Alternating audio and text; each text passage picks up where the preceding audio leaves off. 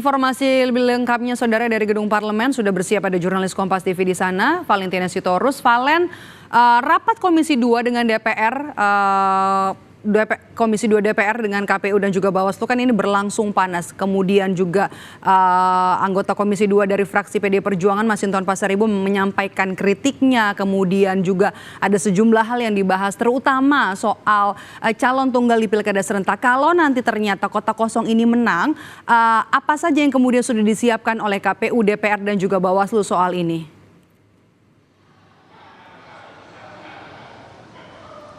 Iya, selamat sore Meidop dan juga saudara. Sebenarnya sebelum simpulan sementara ini muncul dan dibacakan oleh pimpinan sidang, dalam hal ini adalah Ahmad Doli Kurnia, terkait adanya kesepakatan bahwa pilkada ulang apabila salah satu pasangan calon ini mendapatkan suara tidak lebih dari 50%, maka akan dilakukan pemungutan suara ulang ini di tahun berikutnya atau di tahun 2025.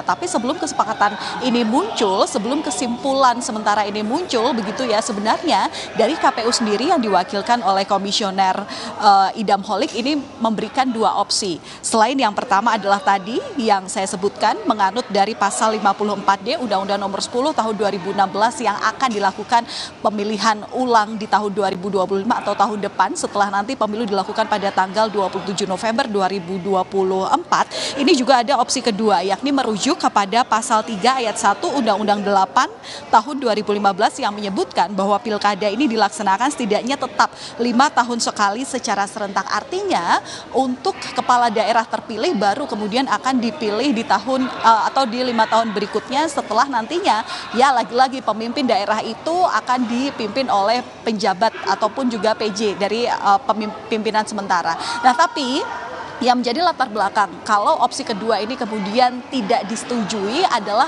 karena pernyataan Doli yang menyebutkan bahwa suatu daerah itu lebih baik jika dipimpin oleh kepala daerah definitif dan bukan oleh PJ atau pejabat sementara. Nah, karena ini juga berkaitan dengan bagaimana ranah kewenangan yang bisa dilakukan lebih besar jika ini diambil keputusannya oleh kepala daerah dan bukan oleh PJ.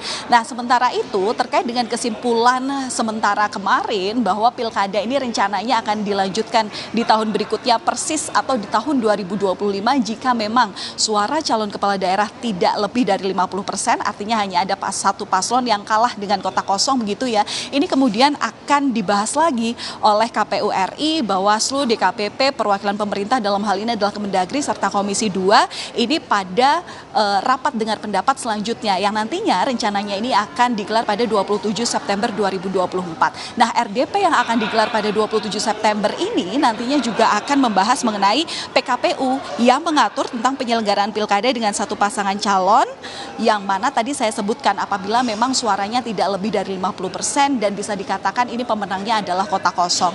Nah, sementara ini Meidop dan juga saudara, KPU kemarin dalam RDP ini juga mencatat ada sedikitnya 41 daerah yang hingga saat ini memiliki satu paslon di Pilkada 2024. Ada di satu provinsi yang letaknya ada di Papua Barat, kemudian 35 kabupaten dan juga 5 kota. Kemarin ini juga polemiknya alot sekali tadi seperti Anda sampaikan bahwa anggota Komisi 2 dari fraksi PDIP Masinton Pasaribu ini juga kemudian menampilkan protes begitu ya, lantaran sebenarnya memang kita tahu bersama bahwa pendaftaran daripada calon kepala daerah ini kan selesai di tanggal 29 Agustus lalu begitu ya, tapi kemudian untuk daerah-daerah yang ternyata hanya memiliki satu pasangan calon atau calon tunggal ini kemudian diberikan kesempatan atau perpanjangan waktu pendaftaran hingga 4 September 2024. Tapi Masinton yang saat itu memang ditugaskan partainya untuk kemudian menjadi calon atau bakal calon kepala daerah di Kabupaten Tapanuli Utara, ini kemudian pendaftarannya ditolak oleh KPU lantaran pihaknya ini diketahui belum memenuhi pendaftaran yang dilakukan oleh sistem informasi pendaftaran pencalonan atau dalam hal ini adalah silon begitu, sehingga dirinya ini pengen daftar secara langsung secara manual ke kantor KPU Tapanuli Utara tapi kemudian ditolak. Nah, alasannya yaitu tadi karena pertama harus mendaftar secara online baru kemudian melengkapi berkas